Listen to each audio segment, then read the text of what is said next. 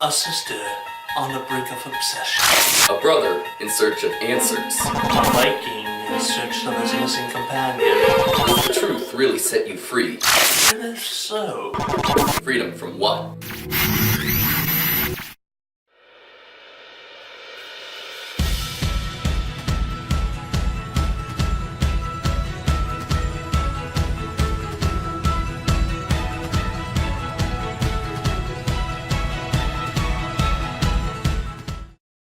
In the case of Dagger the Deranged, there are some doors I should know. Okay, that's enough. That's enough. Get out of those clothes. You look like a weirdo. Hey, dude, I look great in this for once.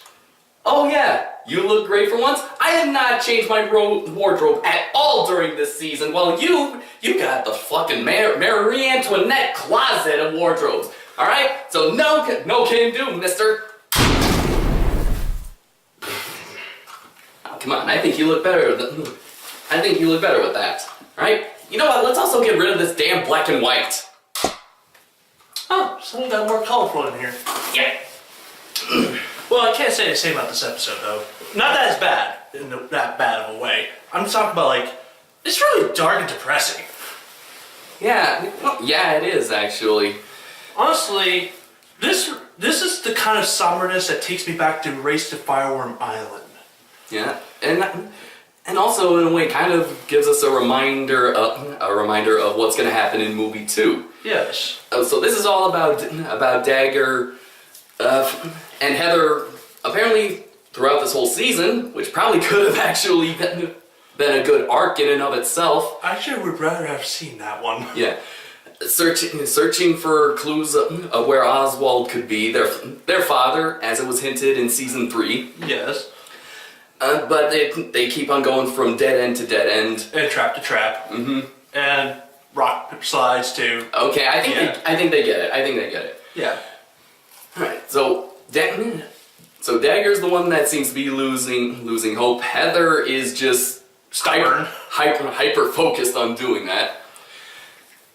And so Dagger, goes to Hiccup for advice to find any locations, any kind of information, so that he can give it to Heather, because, well, he's afraid that she'll have the same obsessive nature that he had in earlier seasons. Yes, it kind of runs in the blood. Mm-hmm. So this takes them back to Vanaheim to search for Oswald and also deal with this new dragon. A new dragon, yeah. The Grimnashers? They're called Grimnashers. Oh, very good name. Yeah. So then we find out. So we actually do find out about Oswald, and then we get a cliffhanger. Yes. Which leads us to the next episode.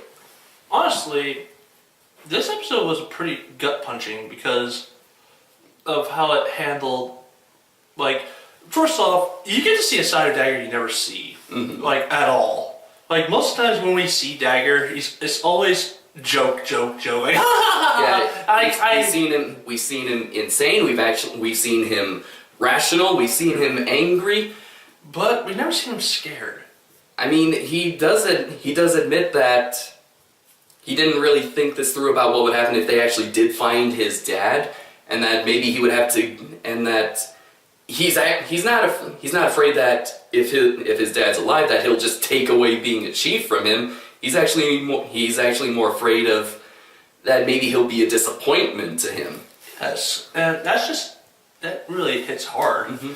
And it's not even mentioning how the reveal of, well, we don't actually get to see the body on screen, but it's kind of implied when you see a buried over rock in the helmet that he died. Mm-hmm. As well as the letters. Yes, and the fact that it's supposed to be, what hit me the most was, can you call it a flashback when he's writing those letters? Mm-hmm. I don't know what you call it, but it shows him writing the letters of what he's writing to his children. And it's just so somber, and yeah. There is a lot of layers to this episode. We've mentioned earlier seasons of how Dagger and Hiccup are kind of a lot alike. Yes, like both are chiefs, or son of chieftains. Both become chieftains a bit, some earlier than others. Some earlier than others through different means, but usually. I guess the reason why there's so much layers to this is because since they go back to Vanaheim, and it was revealed back in episode 5, I believe, A Matter of Perspective. Yeah. That the whole island is its rock formations. I'm gonna say it's actually made from the fossilized bones of a bewilderbeast, which becomes essential to the plot in movie 2, and it's where the trio of Hiccup, Dagger, and Fishlegs find out that Oswald died there on Vanaheim, which kind of adds to the fact that in movie 2, it's ultimately an alpha, a bewilderbeast, that causes the death of Stoic. Yeah. So there's so many similarities, and yet also differences. For one, Stoic was not alone when he died. No, he wasn't. In fact, he was the one who was trying to save Hiccup. The blast was originally meant for him, but Stoic saved him.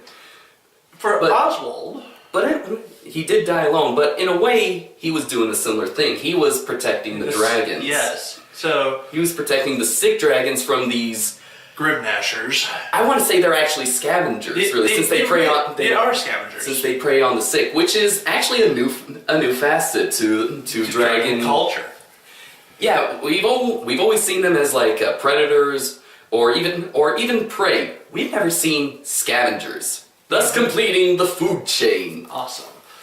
But regarding this, and it was really hard to not say stomach. It was just like my heart kind of tightened when he's going through the letter, and he's like saying all the things that he believed to be a failure of, and the fact that he's blaming himself for his father's death, that he was shipwrecked, and he didn't even bother to even search for him.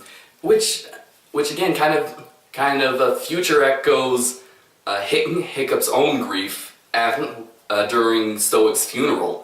It's his mother that tries to reinvigorate him when he blames himself, and here it's Hiccup, who Dagger does view as a brother. That tries to help him.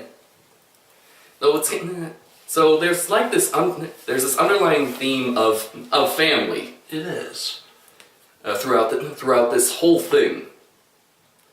Now, on the B side of the plot, we didn't talk about the B plot. The B plot, which again kind of coincides with this whole family thing. Chicken is our main mysterious character of the evening. Tough Nut is on a hunt for him. Her.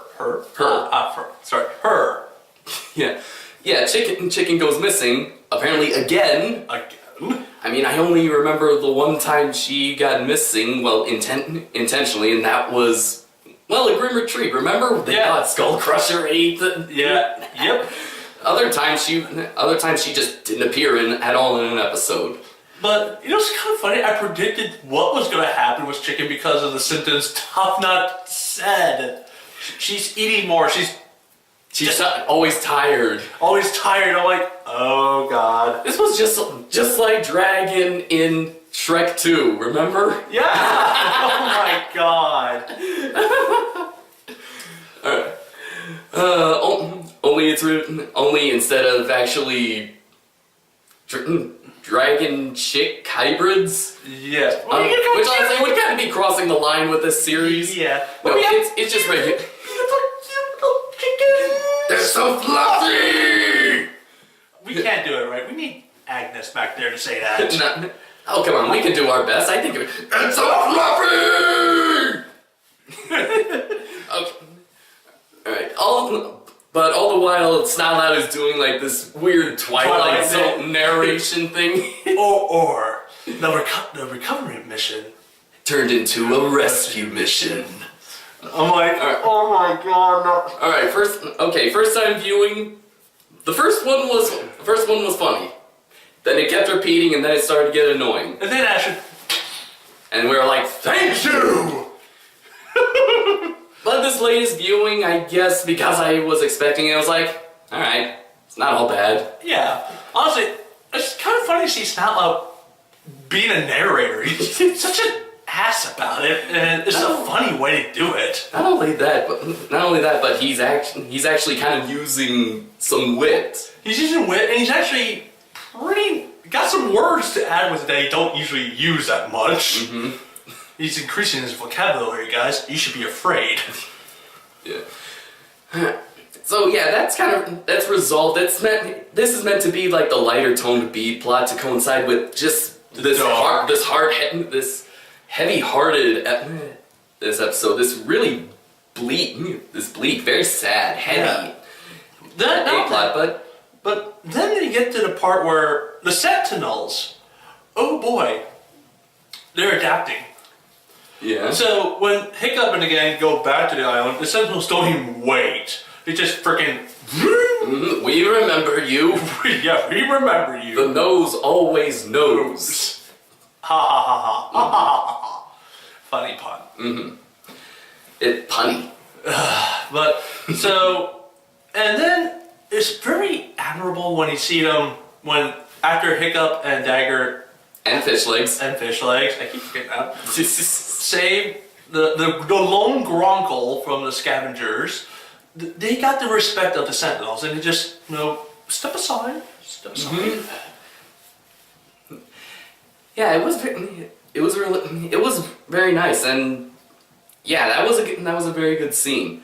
And the design of the Grimnashers were actually pretty decent. It is pretty decent. First time I saw that, and I was kind of like, now those are dragons. Yeah. I mean, yeah, they got like twisty horns. They kind of like flying velociraptors. They do look like flying. Not to mention they spit their teeth out.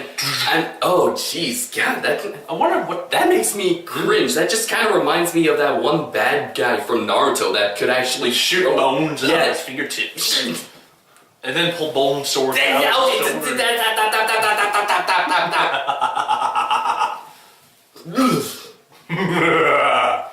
Okay, but going on. Yeah, all in all, this was a pretty good episode. It was actually pretty hard to just make fun of this. Honestly, this is my favorite episode of the season. Hands down. Not that hard. It's not really, no, it's not that hard. Considering how, lackluster this season has been. Aside from Sandbusted. Aside from Sandbusted in the next episode. Yes. Which we will get to. Oh, see you next time. Back on Vlogs. And before we do that... Yes. Maybe next season, DreamWorks will finally give us the Snap Trapper. Or will they?